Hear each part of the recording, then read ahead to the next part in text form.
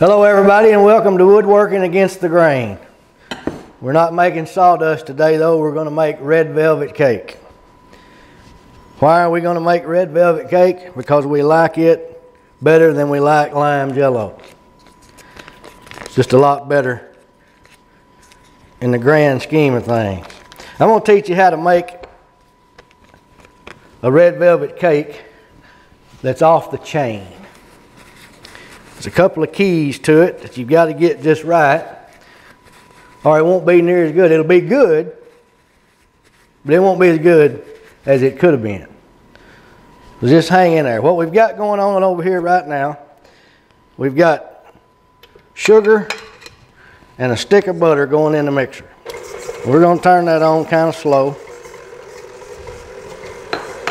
We're going to let that just stir real good. You can, as long as it's just butter and sugar, you can let it go for as long as you want to.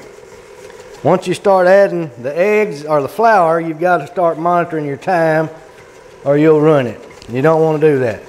What we're going to do right now, while that butter and sugar is creaming, we're going to sift some flour. We got 2½ cups of good flour here, and we're going to run it through this sifter a few times. I'll show you why.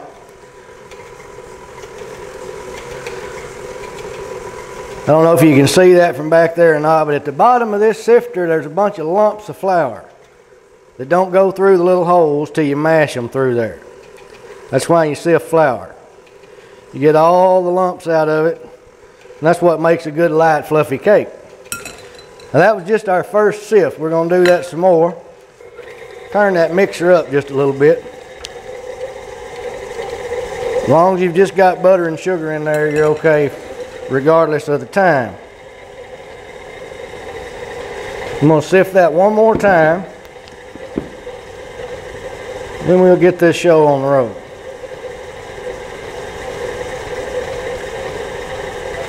I don't know if you've ever had red velvet cake or not, but if you hadn't, you're in for a treat.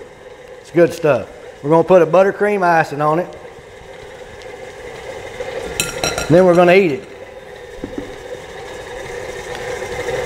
Now, once you get a good blend of your sugar and butter here, you want to take a good spatula and kind of rake down the sides of your bowl here. Get all that off the bottom that hadn't got mixed up good. Turn that back on just a little bit. Kind of slow because right now we're going to add 2 whole eggs, one at a time, and we're going to let that first egg mix in there pretty good before we add the other one. The reason we do it that way is because that's what the recipe says do. If there's another reason, I don't know what it is. Anyway, once you get both of those eggs in there, now you don't have to be too careful with your time yet because you hadn't put any gluten in it. But eggs themselves will start to make a little bit of a thickening for this thing, so you still have to be somewhat careful with your time. Find you a good little speed there that's not going to throw flour up in your face because we're about ready to start adding that. But before we do, we want to add just a teaspoon of this white vinegar. And that's to add a little bit of acid to this recipe. And once we get that in there, we're going to start spooning in our flour, mixing it with 1 cup of buttermilk. Now I did say buttermilk. That's why you noticed in our dry ingredients we didn't put any salt in this recipe, because there's enough in the buttermilk for it to be salty enough to taste. But we're going to add this dry mixture a little bit at a time, starting with the flour, and then we'll add a little bit of this buttermilk. This is going to make a good thick batter.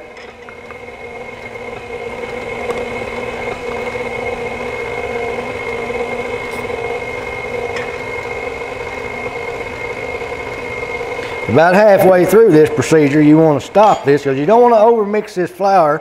If you do, it's liable to make your cake tough, and you don't want a tough red velvet cake. So we're going to stop kind of halfway through here and scrape off our beater. Scrape down the sides of our bowl.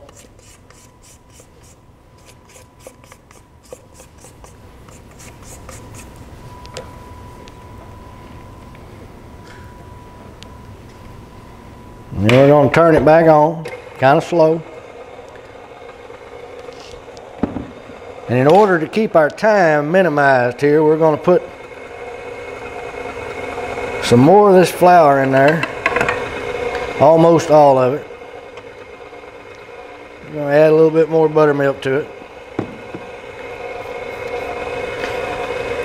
I've already got my cake pans over there ready, and I'll explain that a little bit more in a minute. It's very important that you prepare your pans, because if you don't, you'll have to dig your cake out of there with a spoon. It's really hard to get an icing on after that. So I recommend you use good non-stick cake pans, and also be sure and grease them good and either flour them or coat them with sugar. This time I used granulated sugar over a base of coconut oil. So it should come out pretty good. It shouldn't be a problem sticking. Now, we're going to scrape this down one more time. And you don't want to be in a hurry when you make this cake. And the only way that's going to happen is if it's really, really good to eat. And historically, this has been a pretty popular cake. This recipe came from an aunt of mine. She's been making this cake for probably 50 years. She makes a different kind of icing for it that's not fit to eat, so that's why we're going to make a buttercream icing. Now here comes the tricky part right here. You want to turn this mixer back on for a minute, slow. And in this bowl right here, I've got 2 ounces of red food coloring and a teaspoon of vanilla. And you don't want this stuff to come flying out because it stains pretty bad. This is what's going to make this cake red. You get all that poured in there, and you want to take this directly to the sink because it'll ruin anything that you get on it. You want to stir that in good without overbeating it because we got to keep our flour mixture here under 3 minutes, or we'll break that gluten down so much in there that this will be like chewing gum. We don't want that. We're going to scrape this down. See how red that is? I'll show it to you more closely in just a minute. But I'm going to rake this side down one more time, just to make sure we get all of it dyed good and red.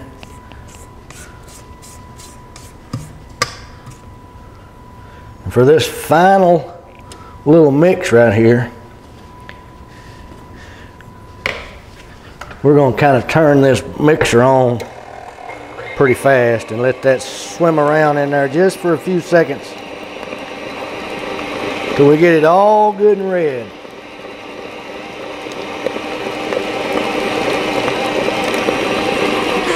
That should just about do it. See how red that is? That's going to make very appetizing looking cake right there. Welcome back, everybody. We got our cake done. It's already out of the oven and sliced into 4 layers, cooling over there. What we're going to do now is make a good buttercream icing to smear all over it. What I've got going in the mixer here right now is 2 sticks of room temperature butter. It's very important that they be room temperature, not too cold, not melted, because the way to get buttercream perfect is to get the consistency just right. So we're going to let this butter stir just for a minute. Get it kind of all over the bottom of the bowl here. We're going to turn the speed down, and we're going to start adding powdered sugar, a half a cup at a time, very slowly. You want your mixer turned down pretty slow for this, or it'll blow it back up in your face. Nobody likes that. And we'll also scrape down the sides of the bowl. If we can find a bowl scraping spatula, the world will be a better place. We got it right here. So far I've added about a cup of powdered sugar, and it's looking just about right. We've also got a teaspoon of vanilla in here, just for the little extra vanilla flavor, and it also, that's not enough of it to mess up your consistency.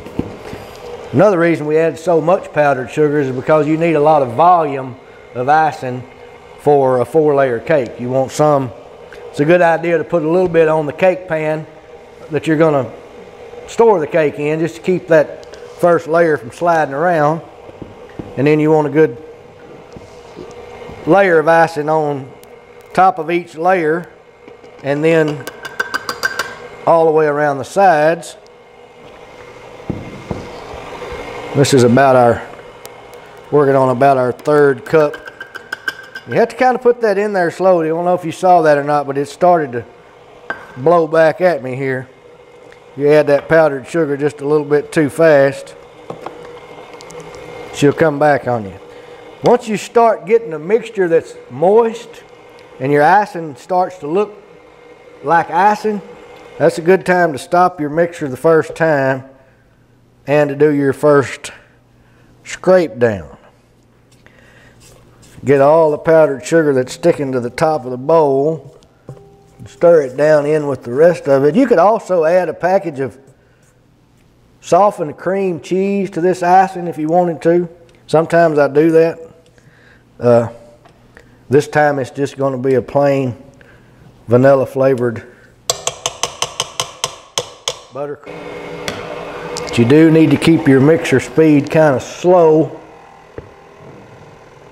while you're adding that sugar. Another reason you want to do that is because if it comes flying back out of the bowl, it usually makes a pretty good mess. And then when the maid comes behind you to clean up after you, she complains a lot about powdered sugar all over the room.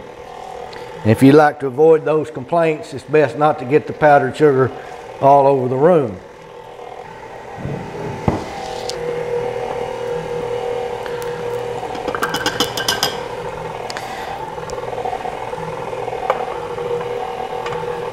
I don't know how most of you are when you make cake icing, but around here we taste it as we go along to make sure that we're getting exactly what we want. You couldn't beat that with a great big stick. It doesn't need to be any sweeter than that. So I think what I'm going to do is do one more good scraping here of this bowl, and then I'm going to turn this on pretty fast and let it go just for a couple of minutes. That'll put a little bit of air in it and kind of make your volume go just a little bit further. So turn it on. Once all the powdered sugar's mixed in good and it's not going to fly all over the room, we can turn that up and pump a little air in it. Get all of it off the beater here, or most of it. You leave a little bit on the beater, so there'll be some on the beater for you to lick off. I don't know how y'all roll, but around here we lick beaters. And also the bowl once it's empty. So if you got a problem with that, I don't know what to tell you. All right, there's a good, probably tablespoon left on that beater. Somebody will come along and get that later.